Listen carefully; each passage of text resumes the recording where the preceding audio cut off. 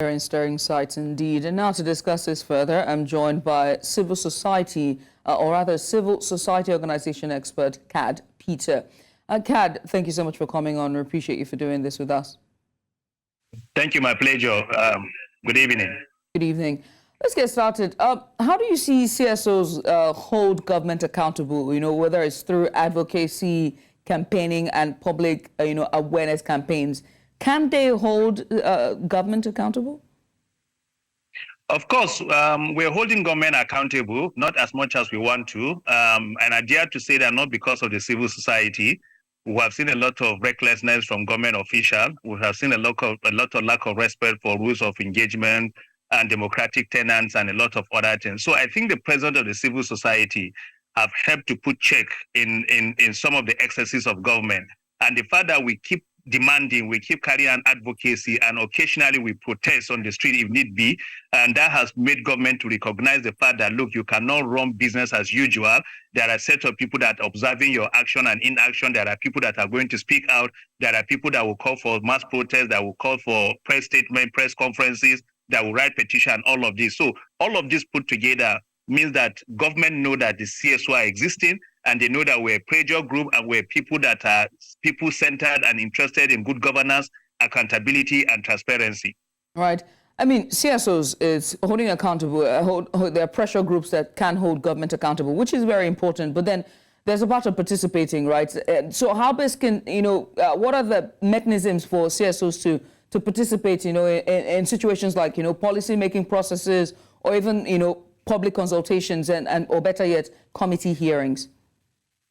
Yeah, basically, for example, if the National Assembly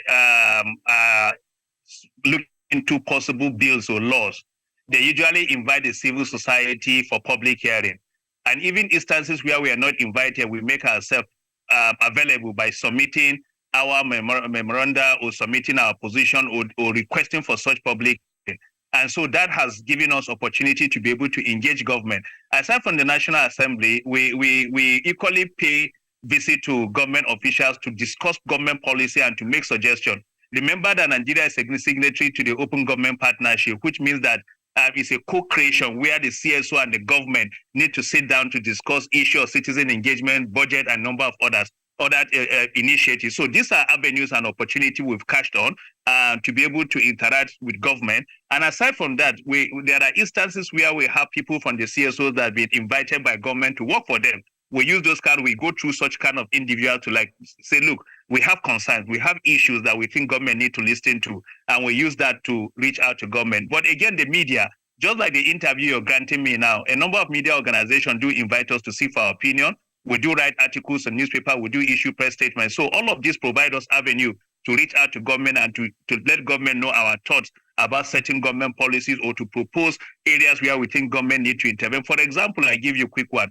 It's because of the civil society that we're seeing increased participation of women in politics and governance. It's because the civil society that persons with special needs are being recognized as integral part of our society. It's because of civil society that ethnic and religious minority persons are given recognition that democracy is not all about majority. So all of these are contribution of the civil society. When you come to the police aspect of the country, the civil society are actively involved in police reform, talking so much about the need for police not to detain people endlessly, talking about the fact that people can equally go to court to challenge certain government actions. So all of these are the work of the CSO around the country. Right. I mean, a very, very laudable work as well by the CSOs. But then how then can they ensure that all that is represented or what they represent is being, is being implemented in the democratic process? I mean, take, for example, amplifying, the voices of the marginalized or underrepresented voices, which is really the tenets of democracy, which is for the people. So how then can CSOs ensure this? It's one thing to pressure government, but how can they ensure that, there's some level of representation?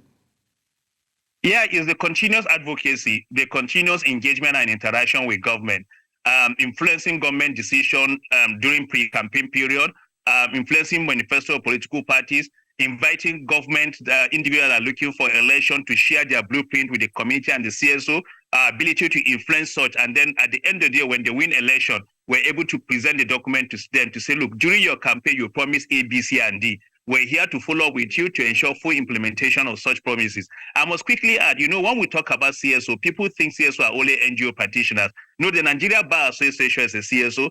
The Nigeria Union of Road Transport Workers is a CSO. The Market Women Association is a CSO. Now, Watch Feeder. So it's a large group of individuals and collectiveness of several persons that make up the CSO. So all of these are voices that hold government responsible and voices that hold government accountable. So if government does not listen to one CSO, it will definitely listen to another. If it doesn't listen to two, we have the ability to be on the street. We have the ability to speak louder than what I'm saying now and to get government attention. And over the years, we've seen that we're not yet there, but we've seen deliberate and intentional engagement that has given us some kind of response, and we're seeing more of our input in governance around the country.